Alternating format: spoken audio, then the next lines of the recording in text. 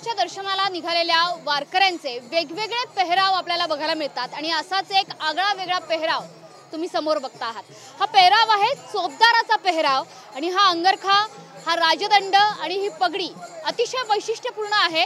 मला सांगा, चोपदार म्हणजे नेमकं काय, तुमचं काम काय असतं वारीत? चोपदार म्हणजे नेमकं जर पुढे दिंडी जाऊ लागली थांबवायचं, कारण दंडावरी केला तर सगळे एका जागेवर उभा टाकतात, असं काम लाईनला लावायचे बरोबर, इतर कोणाला घुसू द्यायचं नाही मध्ये आपल्या दिंडीमध्ये, हे काम करत असतं। म्हणजे वारीची शिस्त अबाधित ठेवण्याचं काम तुमच्याकडे आहे? माझ्याकडे वारीची शिस्त ठेवण्याचं माझ्याकडे काम आहे। वारकरी ऐकतात का? पण ऐकतात, पूर्ण ऐकतात, टोटल। वारी ही एक शिस्तशीर पद्धतीने चालण्याचा महिमा आपण नेहमी ऐकत आलेलो असतो, तर त्यांचे शिक्षक तुम्ही आहात असं म्हणताय? हो, माझे शिक्षक। किती वर्ष करताय वारी? 3-4 वर्ष झाली। काही विशिष्ट सूचना असतात वारकऱ्यांना दिल्या जाणाऱ्या तुमच्यातर्फे?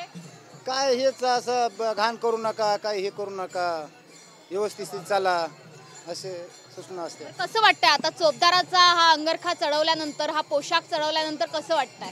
आता काय चांगलं वाटतंय ना? होय, चांगलंच वाटणार ना।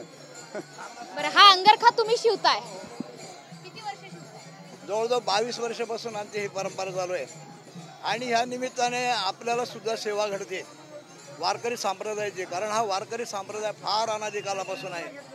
असं म्हटलेलं आहे मौलींनी, जे मार्गीचा कापडी महेश वाजणे, म्हणजे सुरुवातीला प्रथमतः हा महादेवाने सुद्धा पंढरपूरची वारी केलेली आहे। हा फार मोठा महिमा या ठिकाणी आहे। या अंगरख्याचं वैशिष्ट्य सांगा। या अंगरख्याचं वैशिष्ट्य म्हणजे हे एक पॉवर आहे। हा अंगरखा घातल्याबरोबर एक त्यांच्या ठिकाणी ऊर्जा तयार होत असते आणि त्या ऊर्जेच्या माध्यमातून हे समाजाची सेवा करतात किंवा शिस्तबद्धपणा ते आणतात आणि नियोजन करतात। हे अंगरख्याचं वैशिष्ट्य फार मोठं आहे। ज्याप्रमाणे पोलीस सिव्हिल ड्रेसमध्ये वेगळा आणि तो ड्रेस घातल्यानंतर त्याला एक पॉवर येत असते, बरोबर की नाही? त्या पॉवरच्या माध्यमातून तो सगळे कार्य करत असतो। त्याप्रमाणे हा ड्रेस घातल्याबरोबर ह्या चोपदारांना एक प्रकारे ऊर्जा तयार होते, त्याने ऊर्जा तयार होऊन त्या मोठ्या आनंदाने सगळ्या समाजाचं, सगळ्या वारकरी संप्रदाय किंवा दिंडीचं चांगल्या प्रकारे नियोजन करतात। कुठल्याही प्रकारचा राग द्वेष या ठिकाणी कोणालाही येत नाही, अशी ही समभावनेची ही वारी आहे आणि या वारीच्या माध्यमातून आम्ही हे ड्रेस तयार करतो। किती वर्ष झाले तुम्ही हे शिलाईचं काम करताय? आता या वारीमध्ये किती उलाढाल होतीये? तरी उलाढाल मी काय माहिती आहे का, हेच असं सांगू शकत नाही। ड्रेस आमच्याकडे भरपूर अवेलेबल असतात। हे बघा, चोपदाराचे ड्रेस, पांडुरंगाचे कपडे, शिंदेशाही पगडी, तुकाराम महाराजांची पगडी, हे अब्दागिरी म्हणतात याला, हे अशा प्रकारचे आम्ही तयार करत असतो।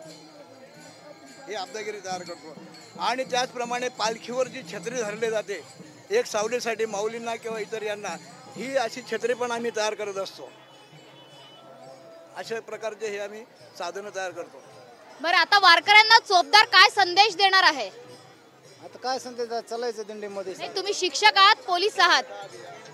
हा, स्वच्छता अभियान करणं, कचरा न होऊ देणं, हे सगळं सांगणार त्याला आमच्या दिंडीला। त्यामुळे वारीतलं आणखी एक महत्त्वाचं आकर्षण म्हणजे हे चोपदार। हे चोपदार दिंडीच्या पुढे असतात आणि या चोपदाराचा जर संपूर्ण पेहराव तुम्ही बघितलात तर या छत्रीखाली या चोपदारांचा पेहराव आपण बघतोय। राजदंड आहे, पगडी आहे आणि त्यासोबतच हा लाल रंगातला अंगरखा आहे। त्याच्यामुळे या चोपदारांच्या पाठीमागे वारकरी अतिशय शिस्तबद्ध रीतीने आपली वारी पुढे चालू ठेवतात। कॅमेरामन रवीसह मनोज पाठक, TV9 मराठी, आळंदी।